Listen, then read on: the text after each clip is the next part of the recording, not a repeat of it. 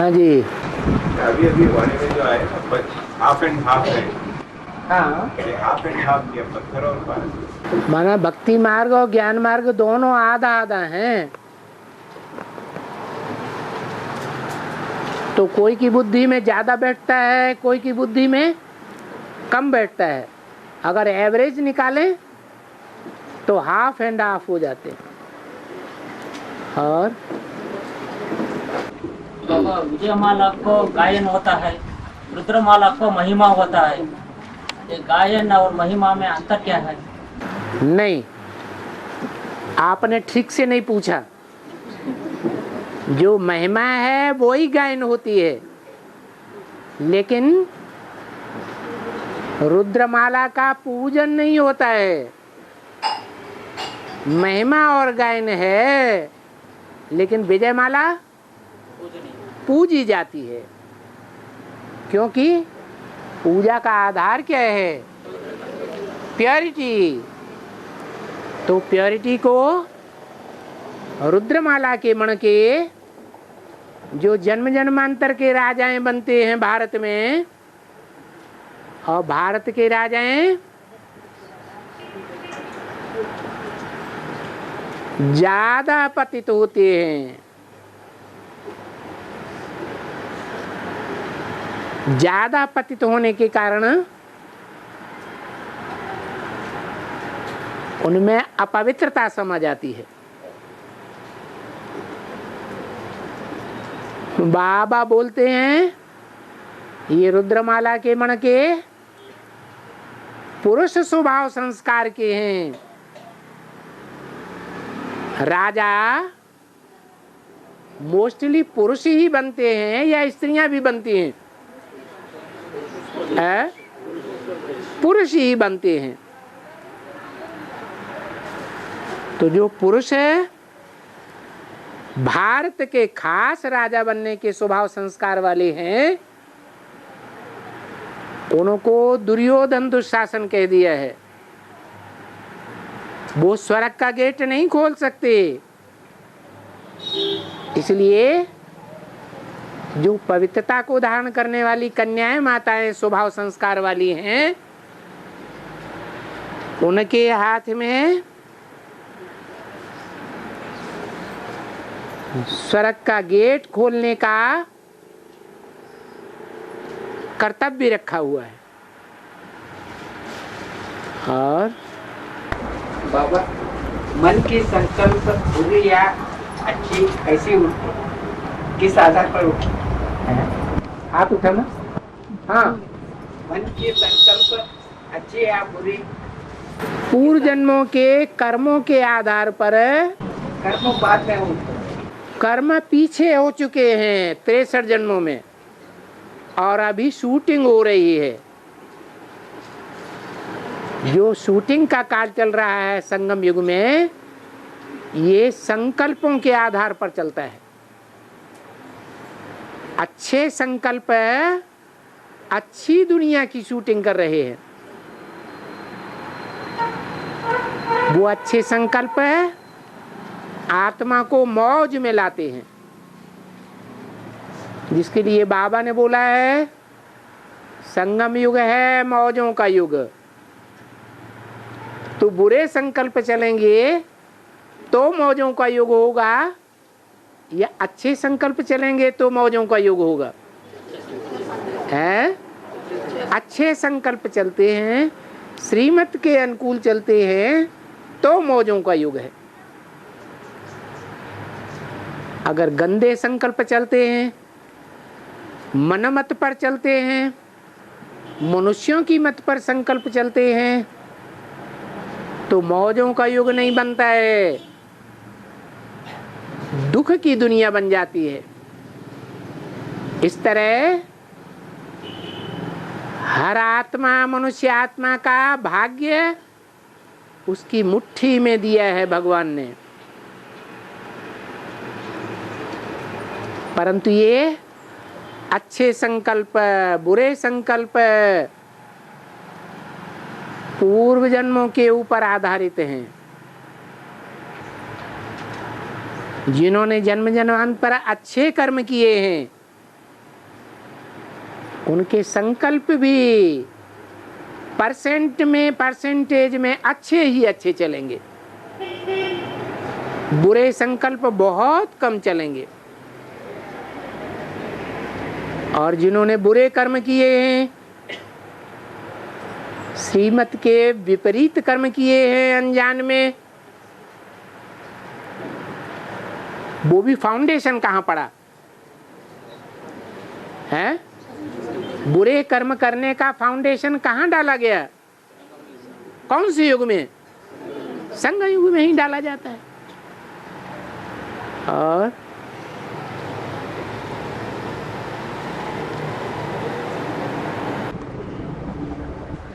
बाबा, यज्ञ का आदि में बाप का स्वरूप मालूम नहीं था, तो कृष्ण बच्चे को कैसे समझते हैं? ये कैसे कह दिया कि बाप को बाप का स्वरूप नहीं मालूम था? यज्ञ छोड़कर चले गए ना? हैं? यज्ञ छोड़ करके चले गए या माया के युद्ध में लड़ते लड़ते देह अवसान को पाप प्राप्त किया? क्या हुआ? बाबा ने तो बोला है लाश भी गुम कर दिया।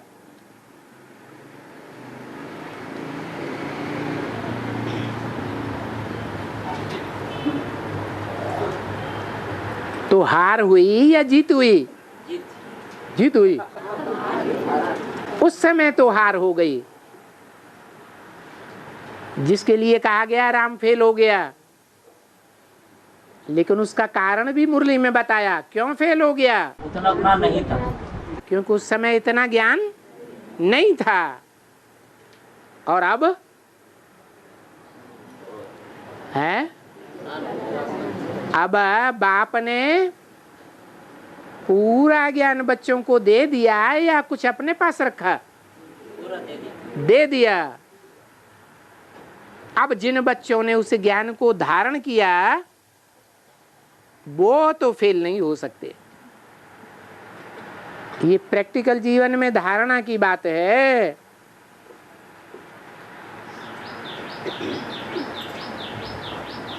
यज्ञ के आदि में राम वाली आत्मा को इतना ज्ञान नहीं था, 100% पक्का निश्चय नहीं हुआ कि मैं ही राम बाप वाली आत्मा हूं, मेरे से ही कृष्ण बच्चे का जन्म होगा। जबकि जाने अनजाने उनके मुख से जो ज्ञान का बीज निकला वो माता के द्वारा दादा लेखराज की बुद्धि में घर कर गया।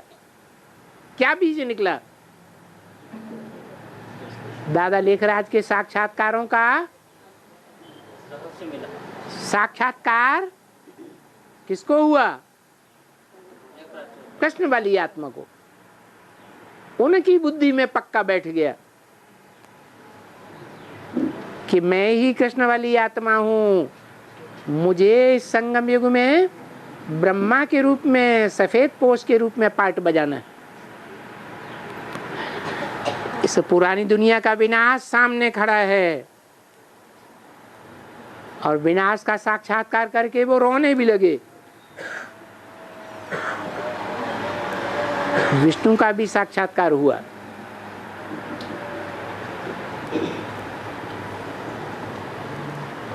और बाबा, अमृत वेले में दुश्मन आत्मा को ऊपर शुभ भावना होता है, वही दिन में आगे आए तो अशुभ भावना होता है।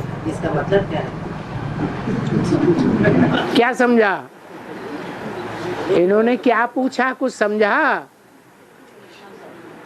अरे कोई ने भी समझा तो बताओ हिंदी में।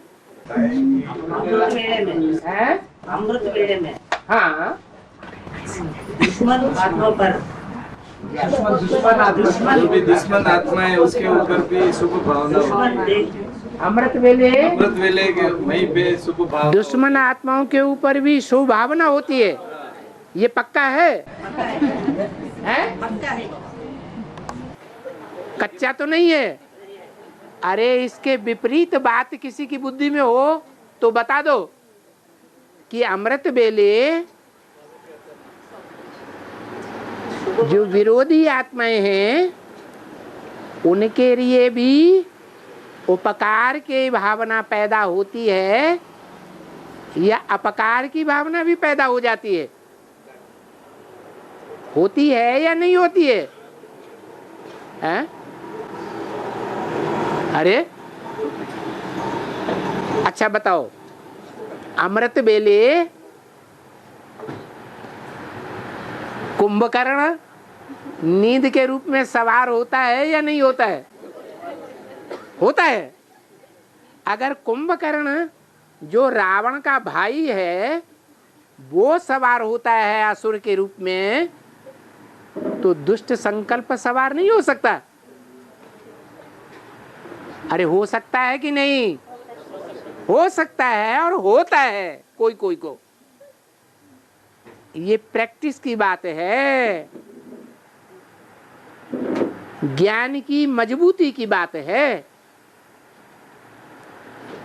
जिनमें गहराई तक ज्ञान भरा हुआ होगा वो दुष्ट संकल्पों का, चाहे अमृत वेला हो चाहे दोपहर हो, उन दुष्ट संकल्पों का तुरंत काट करेंगे, ज्ञान की तलवार की धार से काट करेंगे।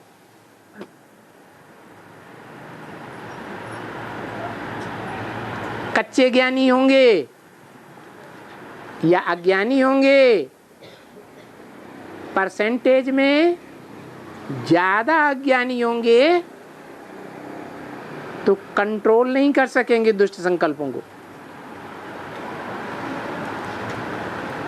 और ज्ञान में पूरा लगन है, ज्ञान में लगन है, फिर भी वो है, ज्ञान में बहुत लगन है, बहुत लगन है। हाँ जी।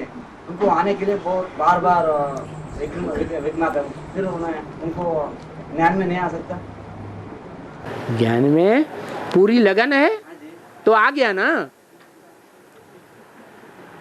ज्ञान में पूरी लगन है तभी तो आ गया ना। हैं?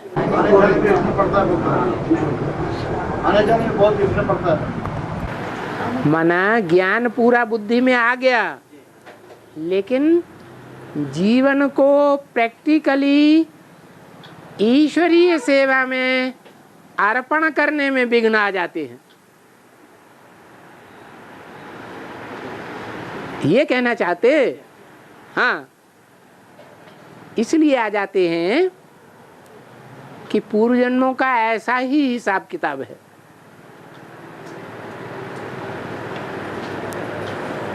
शूटिंग हो रही है, रिहर्सल हो रही है। पूर्व जन्मों में कोई अच्छा कार्य करने के लिए कोई तत्पर हुए और विघ्न डालने वालों ने विघ्न डाल दिया। तो जिन्होंने विघ्न वहां डाला है और वो यहाँ ज्ञान में आ जाएं तो क्या रिजल्ट होगा? हैं? उनको विघ्न आएंगे या नहीं आएंगे? आएंगे। अच्छा,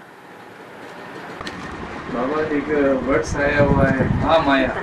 है? माया और महामाया में क्या? हाँ, एक होती है माया, बेसिक ज्ञान में चलने वाली होगी, और एडवांस में माया होती है या नहीं होती है? हैं?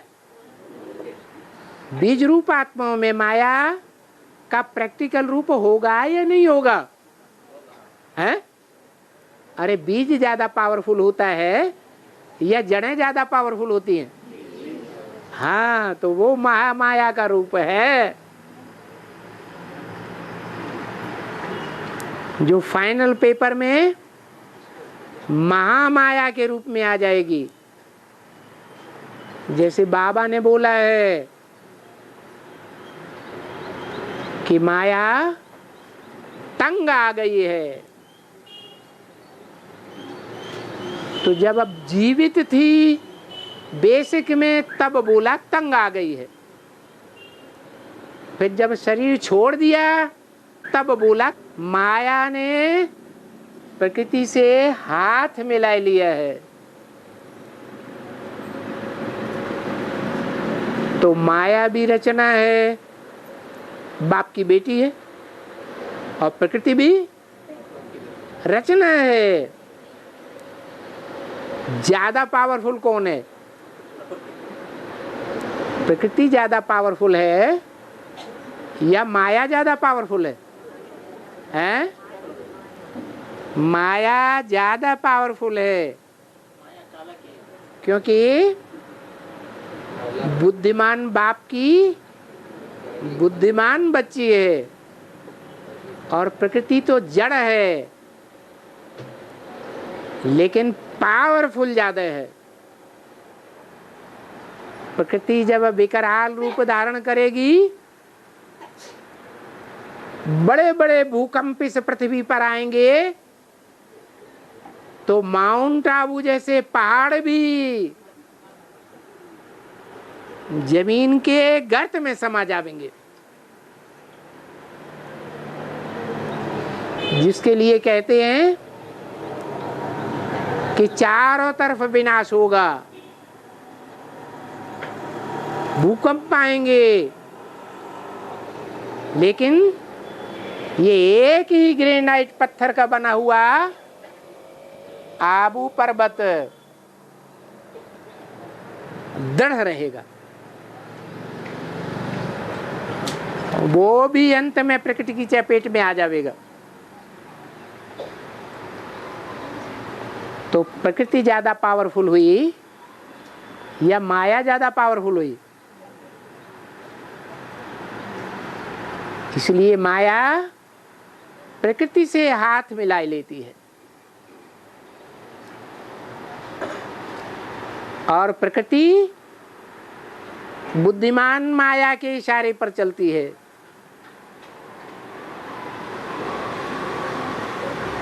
तो प्रकृति विकराल रूप धारण करेगी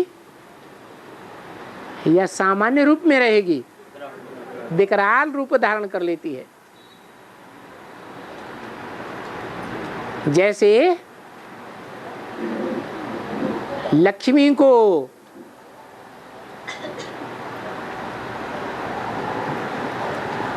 महालक्ष्मी कहा जाता है, यानी जगदम्बा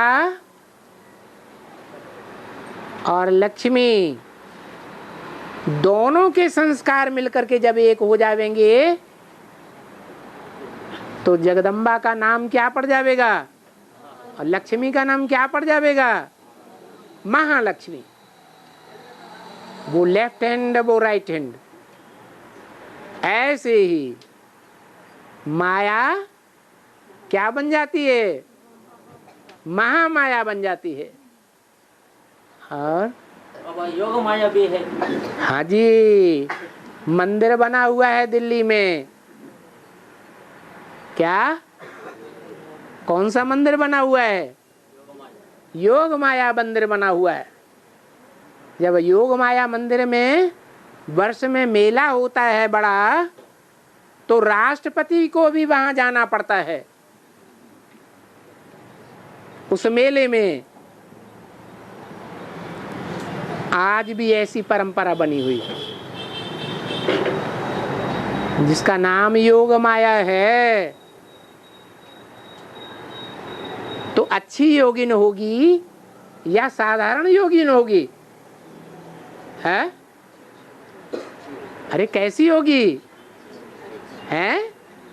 अच्छी योगिन है। बेसिक में राजयोग की जो फिल्म बनाई गई थी, उस बेसिक में राजयोग की फिल्म में उस योग माया का बड़ा सुंदर चित्र दिखाया हुआ है। बाद में जब एडवांस निकला और वो मेहरौली से जहां योग माया मंदिर बना हुआ है, वो आत्मा ज्ञान में निकल पड़ी, जिसका चित्र उन्होंने राजयोग की फिल्म में डाला हुआ था। उस चित्र को उन्होंने उड़ा दिया। फिर भी वो पुरानी राजयोग की फिल्म ढूंढने से मिलेगी या नहीं मिलेगी? मिलेगी। तो नाम पड़ता है योग माया। कैसा योग लगाती है? हैं? माया भी योग लगाती है। और कहां से निकलती है? हैं? मेहरौली से निकलती है। एडवांस में जब वो निकलती है शुरुआत में, तो महारौला मचाती है। जो मुरली में बोला, मेहरौली से, मेहरौली में ही योग माया मंदिर है।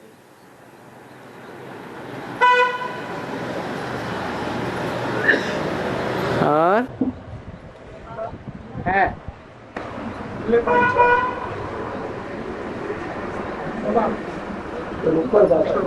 हाँ, मुरली पॉइंट अर्जुन हाथ में नहीं आता, कृष्णा हाथ में नहीं आता।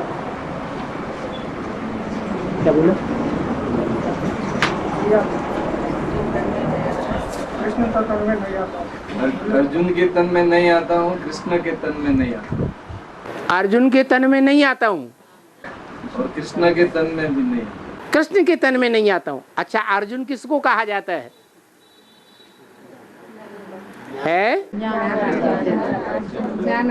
अर्जुन के लिए गीता में क्या लिखा है? हे अर्जुन, द्रौपदी और गीता का कनेक्शन है ना, तो अर्जुन और द्रौपदी के लिए गीता में लिखा है, हे अर्जुन तू ऐसी करनी कर जो नर से नारायण बने, और द्रौपदी के लिए तू ऐसी करनी कर जो तो नारी से नारायणी बने। तो अर्जुन का रथ लेते हैं, जिसका रथ लेते हैं वो सद्भाग्य का ज्यादा अर्जन करेगा या दूसरा कोई करेगा? है? अरे वही करेगा। भगवान से ज्यादा दलाली कोई और दे सकता है क्या? दे सकता है? नहीं दे सकता।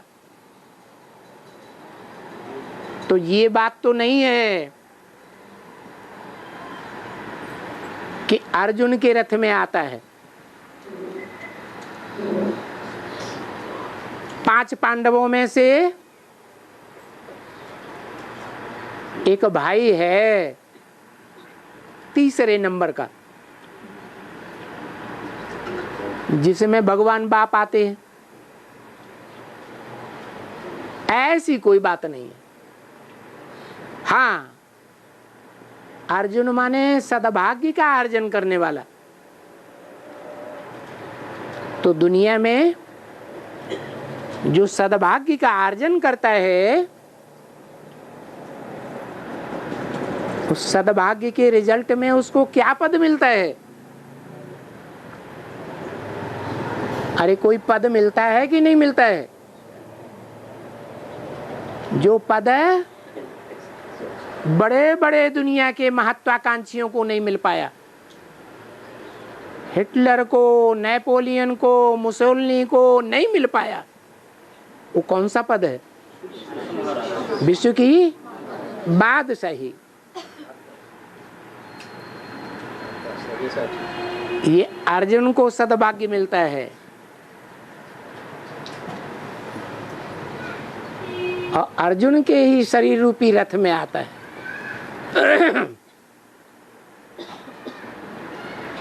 वो कृष्ण नहीं है। कौन है?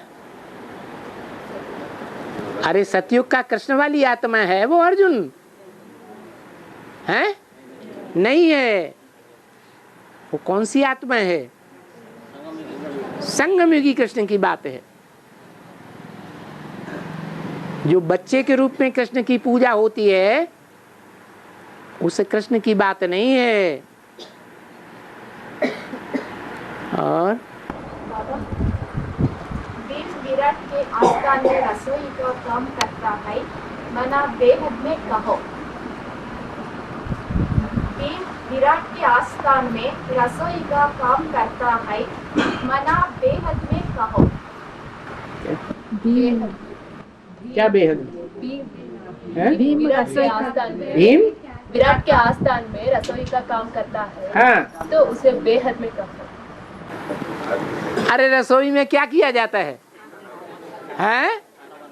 खाना पकाया जाता है।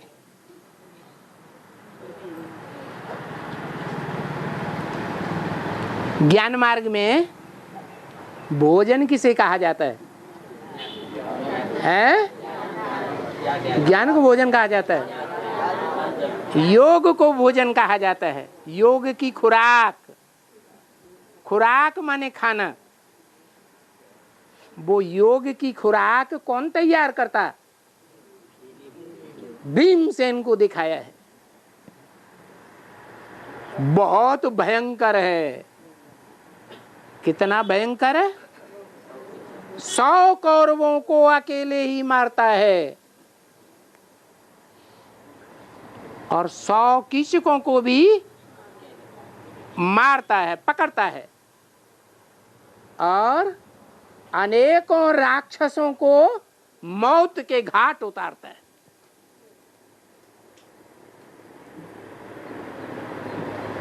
तो राक्षसी दुनिया का अंत करने वाला कौन हुआ? भीमसेन। कौन सी ताकत है उसके अंदर? है?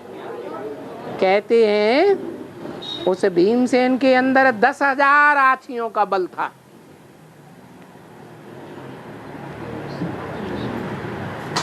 ये तो अतिशयोक्ति दिखाई है कवियों की भाषा में।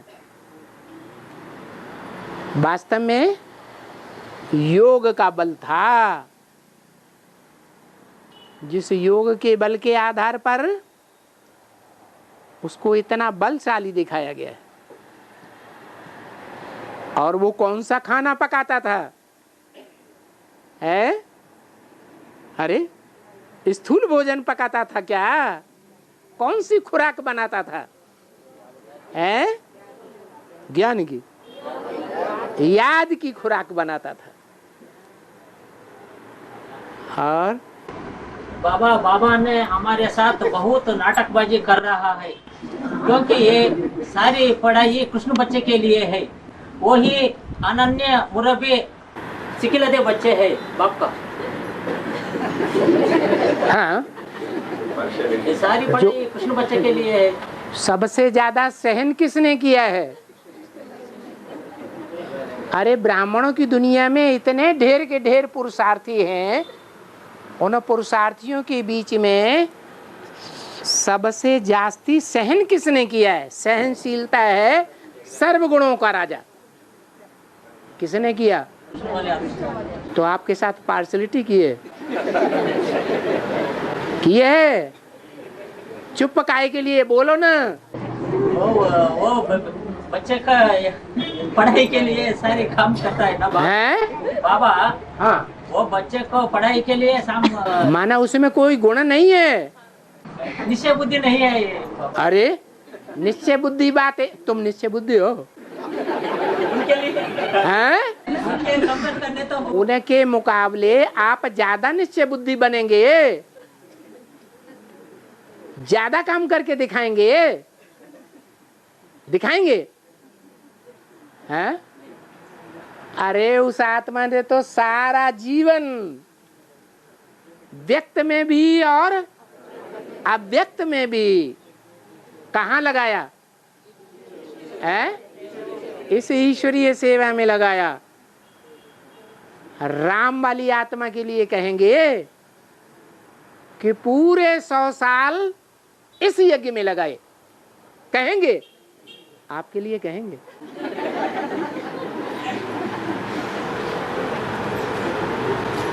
और बाबा अष्टसिद्धि भक्ति मार्ग में 8 शक्ति दे दिया है। इसका मतलब अनिमा, महिमा, गरिमा, लगिमा, प्राप्ति, तकम्या, वशित्व, ईशत्व। इसका मतलब बाबा ने किसी मुरली में बोला है कि शास्त्रों को पढ़ के और टीवी देख करके जो बातें निकलती हैं उनका अर्थ पूछना है। शास्त्रों का वो सब भूसा है, सार कौन सुनाता है? बाबा सुनाते हैं। तो सार की बातों को देखना है, या जो असार है, भूसा है, उसका अवलोकन करना है। ब्रह्मा बाबा अष्टसिद्धि और 9 निधियों का राजा है ना, इसका मतलब ब्रह्मा बाबा के लिए नहीं बोला है कि अष्ट सिद्धियों का प्राप्ति करने वाला है। अगर वो अष्ट सिद्धियों की प्राप्ति करने वाला है तो फिर 68 में वो आत्मा संपन्न हो जानी चाहिए। हो गई है? नहीं हो गई। ये सब शास्त्रों की बातें उठा करके बुद्धि खराब करने की बातें हैं। क्या? हाँ, खराब नहीं तो बताओ। हैं? इसका अर्थ पूछ रहे हैं। जो शास्त्रों में भूसा भरा हुआ है उसका अर्थ क्या पूछेंगे? हैं? ऐसे अर्थ तो है, लेकिन निरर्थक है बुद्धि लगाना। अणिमा का मतलब है अणुरूप धारण कर लेना। कैसा रूप धारण कर लेना? अणु। अणु बहुत छोटा होता है ना। हनुमान ने क्या किया? शास्त्रों में दिखाते हैं कि एक सुरसा राक्षसी थी, बड़ा मुंह उसने फैलाया। उन्होंने क्या किया? हनुमान ने छोटा रूप धारण करके उसके मुख में प्रवेश कर गए। अब इन बातों का अर्थ है या निरर्थक बातें? तो अणिमा का मतलब है छोटा रूप धारण करना। लघिमा का अर्थ है लघु रूप धारण करना। रूप तो है लेकिन अणुरूप नहीं है, छोटा रूप है। ये नाम दिए हुए हैं शास्त्रों में। जैसे नाम दिए हुए हैं कि शरीर में 8 चक्र हैं। भक्ति मार्ग में कहते हैं ना, ये 8 चक्रों को भेद करके जब कुंडलनी शक्ति सहस्त्रासार में पहुंचती है तो सिद्धि प्राप्त हो जाती है। अब ज्ञान में इन बातों का कोई अर्थ है? कोई अर्थ नहीं। और बाबा बीके वाले पहले 5 बार नमाज करता था, माने ट्रैफिक कंट्रोल। अब वो 7 बार करता है। पहले जब करता था तब कंट्रोलर कौन थी? दादी। नाम क्या? माया। नाम बताओ। प्रकाशमणि दादी। प्रकाशमणि दादी आपने नाम बताया। फोटो खींचो। माया उनका नाम दिया।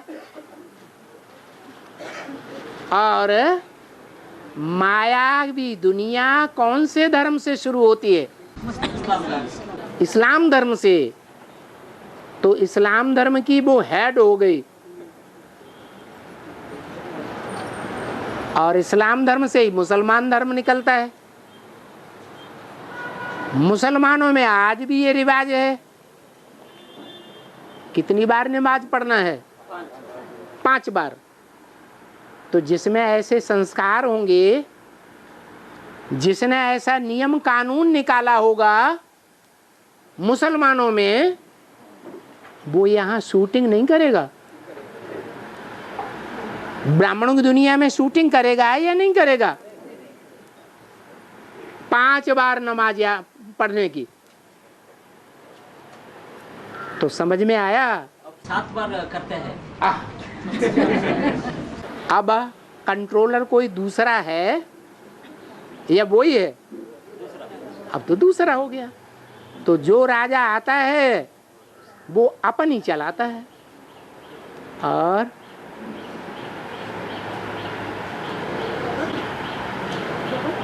शंकर भी पुरुषार्थी हैं? एरोप्लेन में जाना चाहिए। हैं? शंकर भी पुरुषार्थी आकारी स्टेज वाला, वही संपन्न बनने से नारायण बनता है। वो साकारी स्टेज वाला बीच में 100% बाप समान निराकार स्टेज को धारण करके वो शिवलिंग समान बन गई। वो कितने समय तक रहेगी वो शिवलिंग का स्टेज?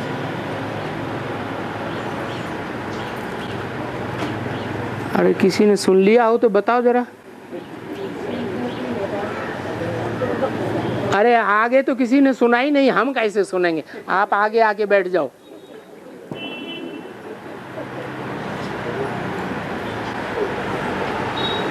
वो शंकर है आकारी, आ जाओ आ जाओ। आकारी स्टेज वाला शंकर। शंकर है मनन चिंतन मंथन की आकारी स्टेज वाला।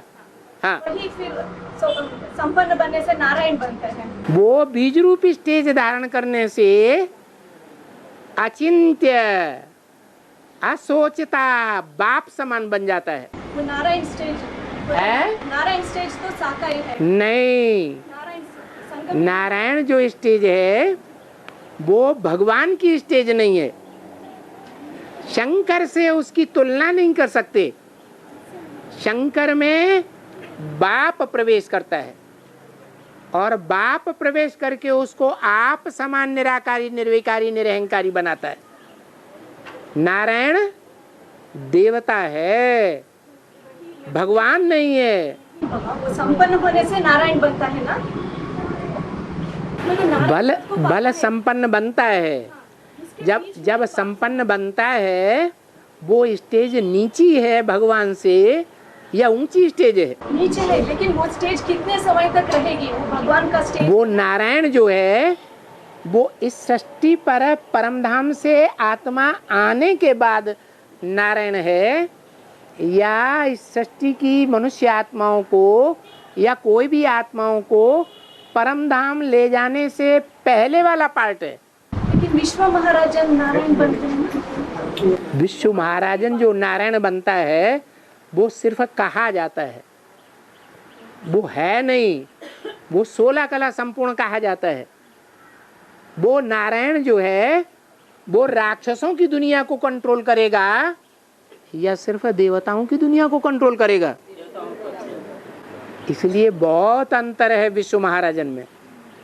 शंकर विश्वनाथ कहलाते।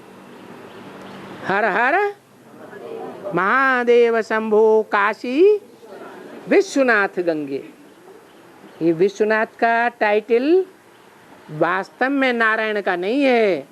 किसका है? शंकर का है। शंकर अलग पार्ट, और उसमें जो राम वाली आत्मा है, कृष्ण वाली आत्मा है, वो जो कंबाइंड पार्ट बजाती है वो देवता का पार्ट बजाती है, विष्णु। और तो वो पार्ट 36 तक चलेगा क्या? कौन सा? भगवान का पार्ट जो बाप समान स्टेज बनता है ना, 100% निराकारी स्टेज। आत्माएं परमधाम वापस कब जाएंगी सारी? बस। और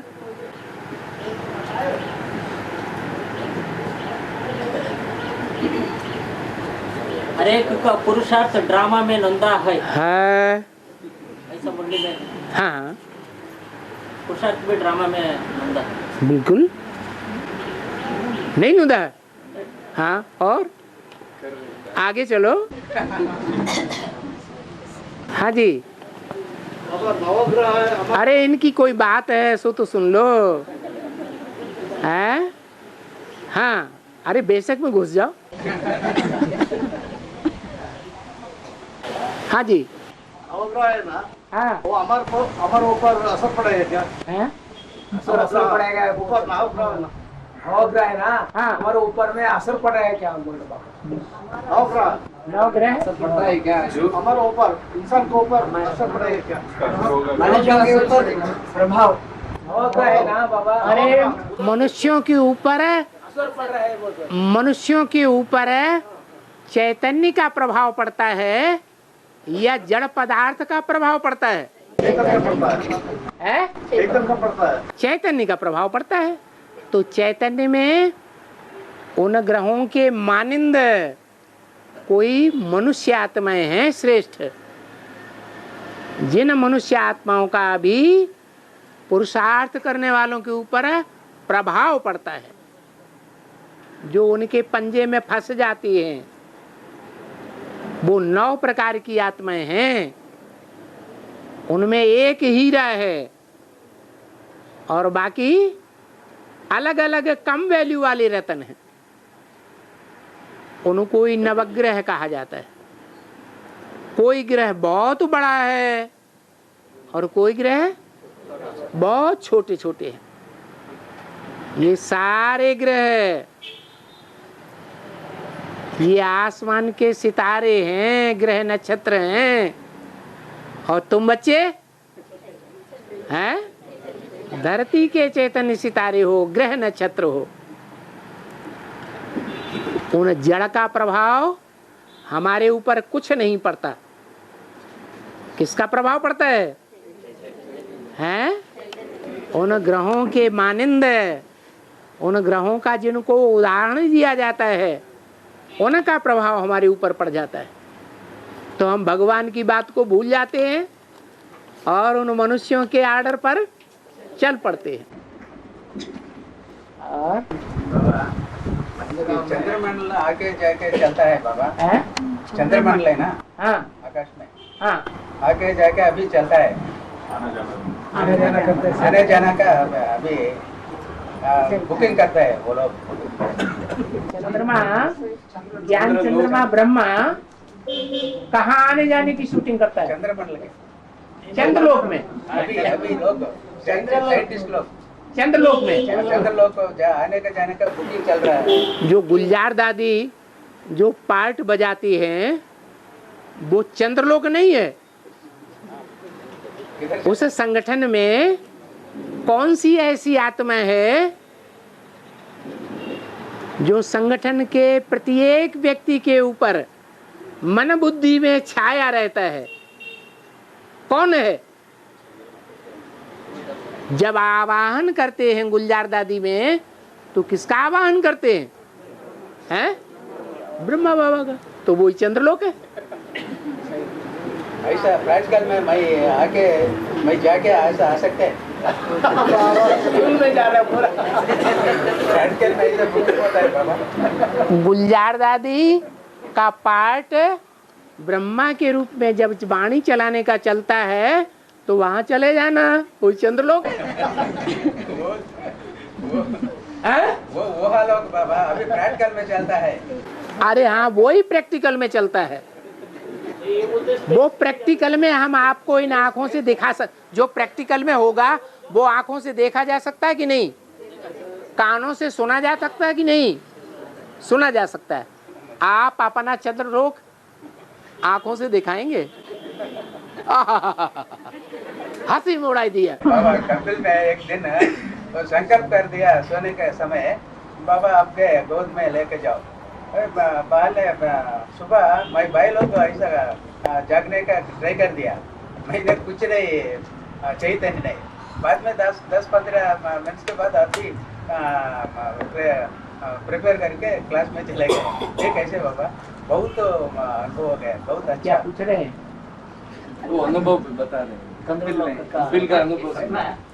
हर एक आदमी के स्वप्न और साक्षात्कार अलग अलग होते हैं। स्वप्न नहीं बाबा, संकल्प कर दिया सोने का समय कंपिल में। जो असलियत है वो सबको अनुभव होना चाहिए या आप अकेले को अनुभव होना चाहिए? वो बात अलग है। अरे वो बात अलग क्यों? मैंने ऐसा वो संकल्प किए इसलिए उनको अनुभव हो गए। बस मैं बाड़ी पे नहीं, चैतन्य नहीं हो गया, वो ऐसा हो गए भाई। बहुत अच्छा अनुभव हो गया, बहुत हल्का फुल्का हो गया आत्मा, स्वर्ग में चले गए।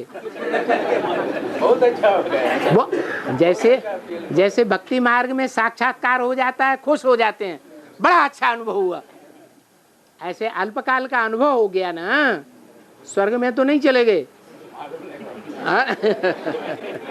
चले गए बाबा के गोद में। अच्छा, सोने का ऐसा संकल्प कर दिया मैंने मेरे मन में, ऐसा हो गए बाबा। बाबा ब्रह्मा गुणग्राही था, हाँ? ब्रह्मा गुणग्राही था। हाँ जी, धर्मराज अवगुणग्राही होता है। हाँ ठीक है। दोनों विरुद्ध। ब्रह्मा जो सहनशीलता का पार्ट बजाता है साकार जीवन में, कितनी आत्माओं का उसने सहन किया, कोई हिसाब है? और जिन आत्माओं ने ऐसी श्रेष्ठ आत्मा को सहन कराया, उन आत्माओं के साथ हिसाब किताब कब पूरा होगा ब्रह्मा का? तो किस रूप में पूरा होगा? धर्मराज के रूप में पूरा होगा। जो मृदुल पार्ट बजाने वाला आज है, वो कल कड़क पार्ट बजाने वाला भी हो सकता है। हो सकता है कि नहीं हो सकता है? हो सकता है। तो साकार में गुणग्राही था, और जब आकारी स्टेज संपन्न स्टेज बन जाती है तो उसको लक़ब मिलता है धर्मराज युधिष्ठिर का। क्या? युद्ध में स्थिर रहने का। और बाबा दीपावली के दिन महालक्ष्मी का पूजन करते हैं। हाँ, तो जब ज्ञान मार्ग में आने के बाद में महालक्ष्मी का पूजन वगैरह में पहले सुना था कि महालक्ष्मी का पूजन करने से लक्ष्मी आती है। और अभी तो बताया कि जगदम्बा और लक्ष्मी, इन दोनों के स्वभाव संस्कार मिलकर के जब एक हो जाएंगे, लक्ष्मी है विजयमाला की हेड और जगदम्बा है रुद्रमाला की मुख्य आत्मा, तो दोनों का स्वभाव संस्कार का मेल होता है, तभी महालक्ष्मी बनती है। ऐसे ही दीपावली जब आएगी, नाम ही रखा गया दीप अवली। अवली माने कतार। सबसे पहले 108 आत्माओं का आत्मा रूपी दीपक जग जाएगा 2500 साल के लिए। जब से जगना शुरू होगा, 108 आत्माओं का दीपक, तब से ही दीपावली बनाई जाती है। और दीपावली में जो ढेर के ढेर दीपक जलाए जाते हैं, उनमें सबसे पहला दीपक कौन सा जलता है? धर्मराज का दीपक जलता है।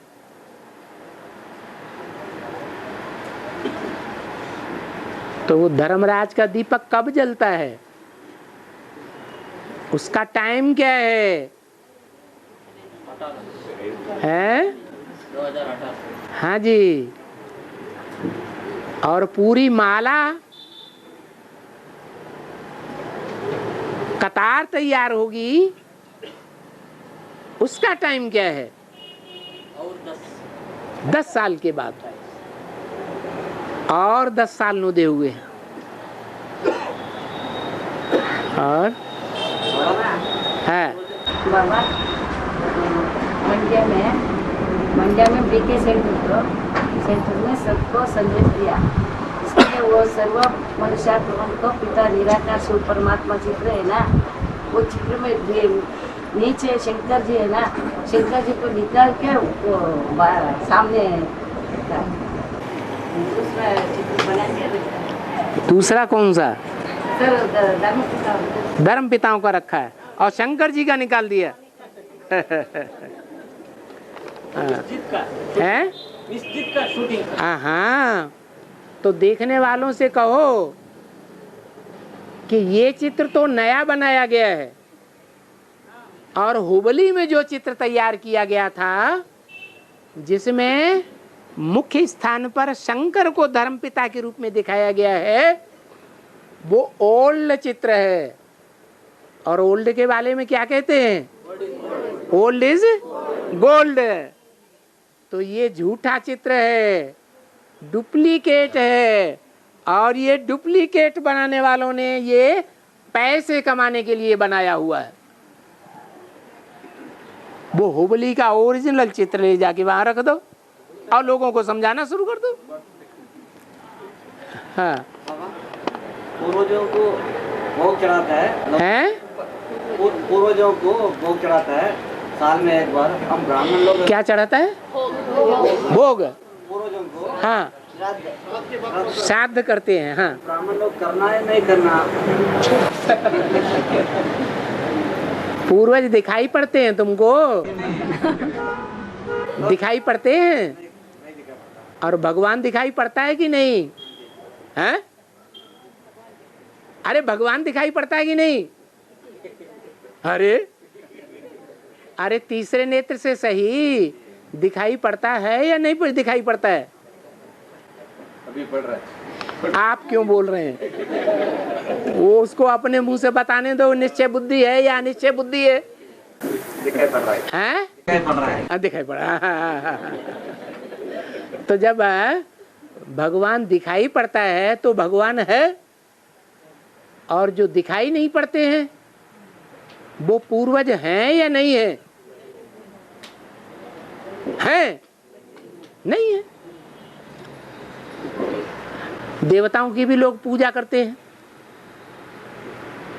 कोई में देवी प्रवेश कर जाती है, कहती है मैं महादेवी हूं, मैं महाकाली हूं। तो क्या देवियां होती हैं इस जमाने में? भूत प्रेत आत्माएं हैं। वो झूठ बोलती हैं कि मैं ये हूं, मैं वो हूं। तो उनकी पूजा करना चाहिए। हैं? पूर्वजों का पूर्वज इधर है। देखो, पूर्वजों के पूर्वज अष्टदेव तो इधर हैं, जो सारी दुनिया के पूर्वज हैं। पहले उनका प्रत्यक्षता रूपी जन्म होता है। और बाबा रामकृष्ण परमहंस और शारदा मणि देवी गृहस्थ में रहने तो पवित्र में रहा। हाँ, वो जगत पिता जगदम्बा का पात्र है। राम और कृष्ण शब्द आता है तो वो बाप दादा हो गए कि नहीं? हैं? और शारदा कौन हो गई? जगत पिता है तो जगदम्बा भी होगी। और पांडवों की तरफ से हैं? पांडवों की तरफ से शांति दूत बनकर कृष्ण कौरवों की सभा में जाते हैं। कृष्ण शांति दूत बनकर पांडवों की तरफ से शांति दूत बन करके जाते हैं कौरवों की तरफ। कौरवों की सभा में जाते हैं। हाँ जी। तो वहाँ पर इंद्रप्रस्थ के बारे में दुर्योधन बताता है ये तो मिलता ही नहीं तुम्हारे को, तो उसके बदले में 5 गांव पूछते हैं। हाँ, बताया जाता है काशी, कश्मीर और हस्तिनापुर, दिल्ली, शहर, सतारा। हैं? काशी, कश्मीर और हस्तिनापुर, हाँ, दिल्ली, शहर, सतारा। हाँ, 5 गांवों का नाम होता है। हाँ। बैठने के लिए अबू रोड दे दीजिए, बाकी मतलब सब तुम्हारे दुर्योधन को कहते हैं। फिर भी दुर्योधन कहता है, दुर्योधन वापस उत्तर देता है भूमि नहीं मिले स्नी के नाके रण संग्राम विचारा। हाँ, इसमें 5 जो गांव का नाम लिया गया है, हाँ, ये चैतन्य आत्मा है या जड़ जमीन जगत का बताया गया? पांडव कितने हैं? 5 पांडव हैं। जो 5 पांडव हैं उनका अपनी अपनी धर्मस्थली भी होगी कि नहीं होगी? जैसे बौद्धियों का बौद्धि खंड कहा जाता है, सिखों का पंजाब कहा जाता है, इस्लामियों का अरब देश कहा जाता है, क्रिश्चियंस का यूरोपीय देश कहा जाता है। तो ऐसे ही 5 पांडवों के 5 खंड हैं। 2 पांडव हैं सूर्यवंशी और चंद्रवंशी,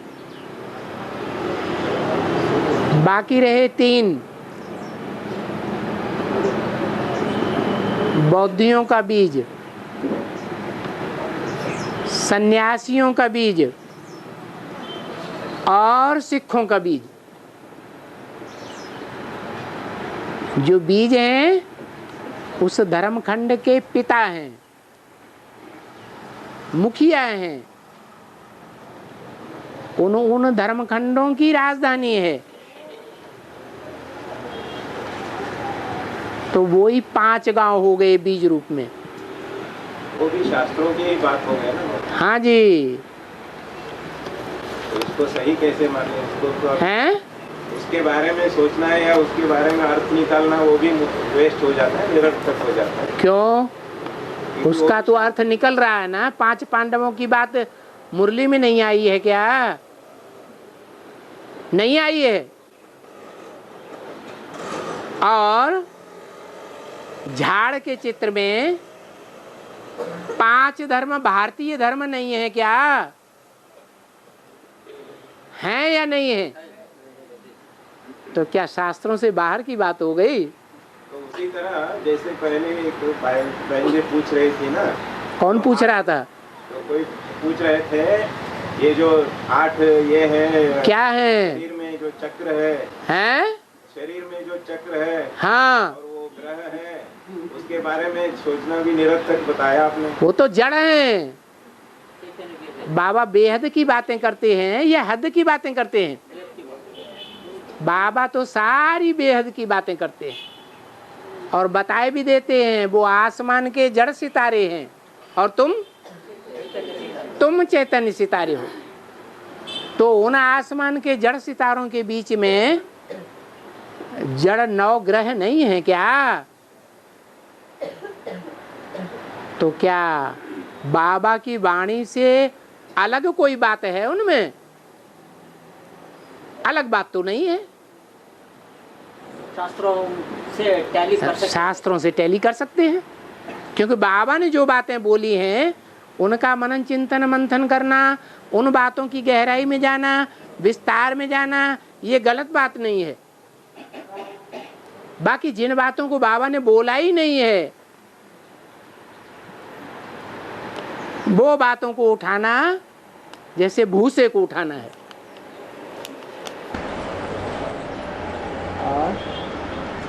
बाबा गुप्त पुरुषार्थ करो ऐसा बोलता है, और बोलता है ज्ञान बांटने से ज्ञान अधिक होता है। ज्ञान बांटने से अधिक होता है। हाँ। तो कौन सही है? कौन से?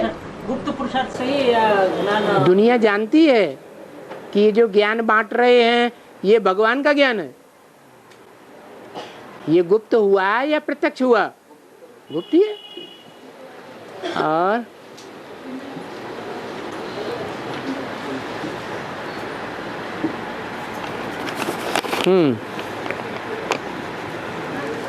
बाबा एनएस वाले ये वार्तालाप और मुरली का सीरीज देखते हैं। वो स्टूडेंट नहीं है, हैं? तो नई दुनिया का फाउंडेशन है ना? फाउंडेशन है, नई दुनिया तो नहीं है। दुनिया फाउंडेशन को देखती है, गड्ढे के अंदर खोद के देखती है मकान को, या ऊपर देखती है? आप क्या देख रहे हैं?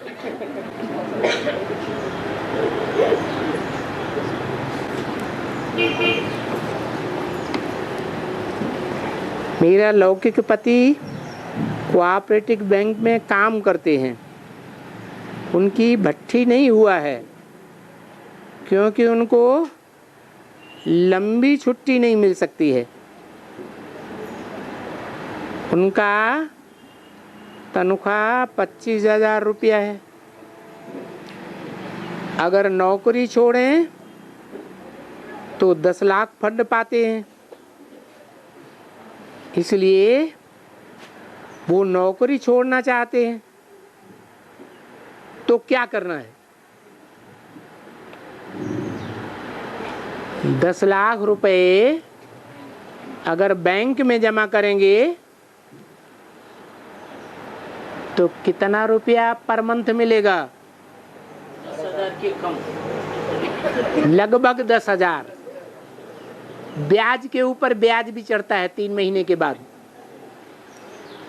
तो 10,000 ये हो गया, और 25-30 हजार जो उनको मिलते हैं